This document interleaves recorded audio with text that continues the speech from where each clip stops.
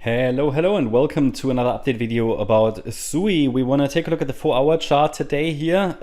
Quick reminder of where we are with this chart and where do we stand. So we have on this chart an initial 5-wave rally to the upside. It is obviously quite a limited chart, so a limited chart history. It doesn't really give us any clear patterns before October 23. So this is really where we need to start the wave count. And we have an initial rally into the March highs, and then usually after such a rally, the first decent pullback is the stress test. And the problem is with this decline, you can also interpret it as a 5-wave move down. So from a bullish point of view, however, we might call it a B-wave pullback, okay? So 3 waves down in wave B, you can label it like that. It was a little bit too low for a wave 2. So while I have it on the chart here still as a possible wave 2 correction which unfolded, I think it would be more likely to consider it, the B wave in yellow. This, as I said before, in the short term doesn't matter at all, because really what really matters now is what happens from the August low, or what happened from the August low, for a viable trade, right? So we have 5 waves up, 3 waves down. As I said, there is a potential to count it as a 5-wave move down. I think it still counts better as 3 waves down, but that does not protect it from a bearish scenario. So we want to talk about the bear case as well, something to be very much aware about. But overall, even if the yellow scenario, let's say the yellow count does play out. Someone in our membership asked me earlier today about the long-term chart. Now, there isn't really long-term anything we can develop long-term.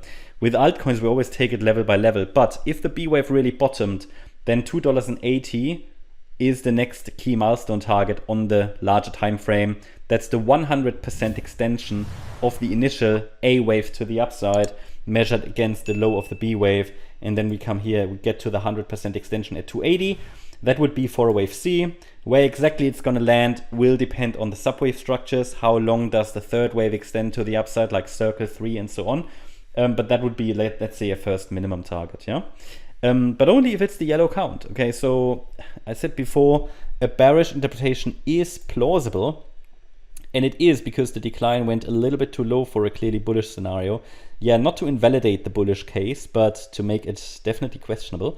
So, but regardless, we did say before that it doesn't matter so much in the short term because we have 5 waves up from the August lows. So this is still, any pullback could still lead to a viable pullback trade.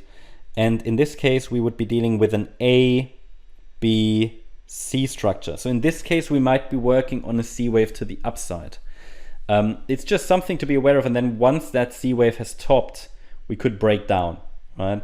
So as soon as I'm able to add the next support zone, I'm going to do it. And if we break below support, it could be an indication that red wave 3 to the downside to new lows is playing out. So you need to be aware of that. That means, what does it mean tactically speaking? Yeah, if you entered in the support zone, then you might just want to be all in on your risk management. Not all in, for a long trade, but all in for your risk management. Because all you need to do now, because you would be in profit, is to protect your trade, basically. So just be aware of that. Well, if this is playing out, where would red wave C go to? It's just about being aware of the pivots. And again, it's the 100% extension. Yeah, $1.79, 179, that's sort of a key level there. 180 I would pay attention to. Yeah, maybe even a little lower. Sometimes they don't quite get there. That would be a key level to watch for red wave C of 2. It's pretty much positioned there anyway. And then, looking at the short term, we had a beautiful 5-wave move up. We had a beautiful 3-wave pullback. We broke the trend line. That was our signal that we might go higher. But I highlighted to you, we don't have 5 waves up. Yesterday, we saw a potential 5-wave move up, but it moved up to high. So it turned back into a 3-wave move. I know it sounds a bit counterintuitive, but I don't want to make it too complicated, but the proportions of the move up, they look more like a 3-wave move. So it still would require another 4-5 pattern.